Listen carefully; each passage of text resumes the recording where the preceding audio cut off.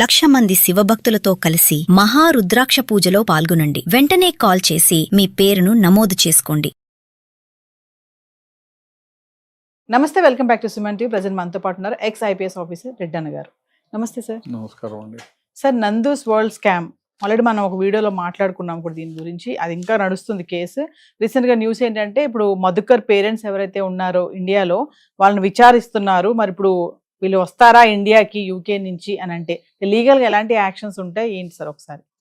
ఒకటి, వీళ్ళిద్దరూ వేరే దేశంలో అంటే యూకేలో మీకు ఉద్యోగాలు ఇప్పిస్తామని చాలామంది దగ్గర డబ్బులు వసూలు చేశారు. వసూలు చేసి వీసాలు ఇప్పించకపోగా అక్కడ 2 కంపెనీలు వాడి అఖండ సొల్యూషన్స్ అని, అది వాంది కాదు, ఫైజల్ అనే పాకిస్తాన్ వాడిది, వానికి ఏదో మాయమాటలు చెప్పి వాళ్ళ దగ్గర 70 లక్షలు కొట్టేసి వాణ్ణి దూరం చేసినారు, వాణ్ణి మోసం చేశారు. ఈ వీళ్ళు అఖండ సొల్యూషన్స్ పేరు మీద ఇంకా వేరే కంపెనీల పేరు మీద మీకు వీసాలు ఇప్పిస్తాము, అక్కడ మా కంపెనీలు ఉన్నాయని చెప్పి యూకేలో వాళ్ళని కొందరు ఇండియా నుంచి కొందరు పిలిపించుకున్నారు. వాళ్ళకి టెంపరవరీ వీసా, విజిటర్ వీసా తీసుకొని అక్కడికి తీసుకున్న తర్వాత హోటళ్ళల్లో పెట్టి ఆ పని ఈ పని చేయించి మీకు ఉద్యోగం ఇప్పట్లో రాదని చెప్పి వచ్చేసారు. వాళ్ళు ఇచ్చిన కంప్లైంట్ పైన అట్లా మోసపోయి చివరికి ఏమి చేయాలో తోచక ఇండియాలోకి వచ్చి కంప్లైంట్ ఇస్తేనే ఈ ఎఫ్ఐఆర్ కట్టినారు. ఇట్లా చాలామంది దగ్గర మీకు వీసాలు ఇప్పిస్తామని డబ్బులు తీసుకునేది, మీ లాస్ట్లో ఆ గవర్నమెంట్ మారిందనో ఏదో ఒక సాగు చెప్పేది. ఇప్పట్లో కాదు, ఇంకా 6 నెలలు పడుతుంది, ఇంకా 3 నెలలు పడుతుంది, ఇట్లే చెప్పి చెప్పి చెప్పి అందరినీ మోసం చేస్తూ వచ్చినారు.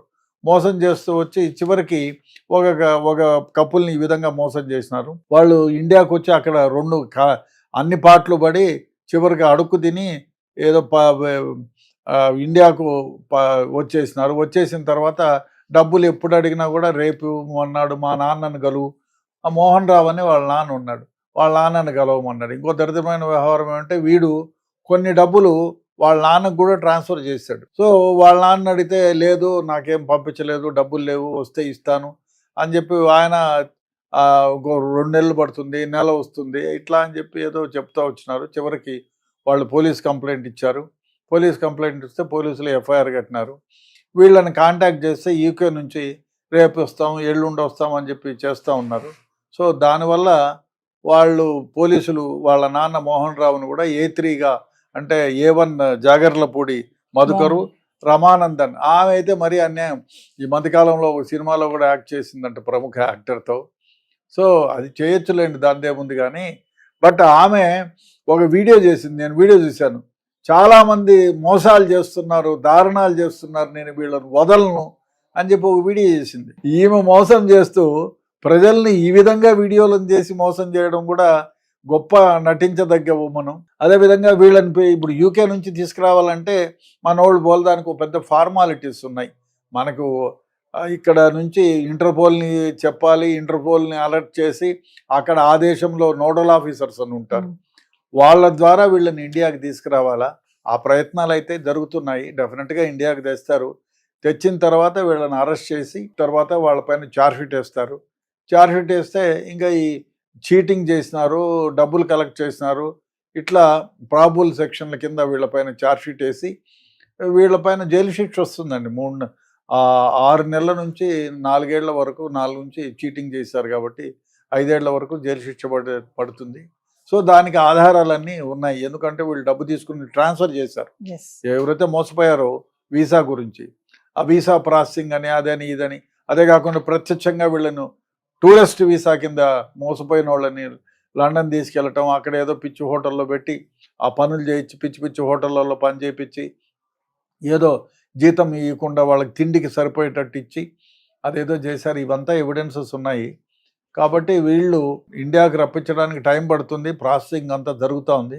వాళ్ళ అమ్మ నాయన కూడా కంప్లైంట్ చేశారు, మీరు రాకపోతే వేరే విధంగా ఉంటుంది కేసు, వాళ్ళు వచ్చిన తర్వాత ఇంకా వేరే విధంగా చాలా కేసులు పెడతామని ఏదో బెదిరించినట్టుంది. వాళ్ళ అమ్మ నాన్న కూడా మోహన్ రావు కూడా కొడుకుని మధుకర్ని ఫోన్లో మాట్లాడించినట్టున్నారు. వస్తానని చెప్పినాడు. బట్ ఇవాళ ఇస్తాడా రేపు వస్తాడా అనేది తెలియదు. ఎందుకంటే వేరే దేశానికి ఎక్కడ పోయినా అక్కడ నుంచి మనం బలవంతంగా తీసుకురాలేం. తీసుకురావాలంటే ప్రాసెస్ ఉంది. మనకు ఒడంబడిక ఉంటుంది, ఉన్నా కూడా అక్యూజ్డ్ని అక్కడి నుంచి తీసుకురావాలంటే కొంచెం టైం పడుతుంది ఆ ప్రాసెస్ అంతా అవ్వడానికి. సో గవర్నమెంట్కి కూడా ఆ విధంగా చేశారు. ఆ ప్రాసెసింగ్ కూడా ఉంది. ఇవాళ కాకపోయినా రేపు వాళ్ళని అరెస్ట్ చేసి తీసుకొస్తారు.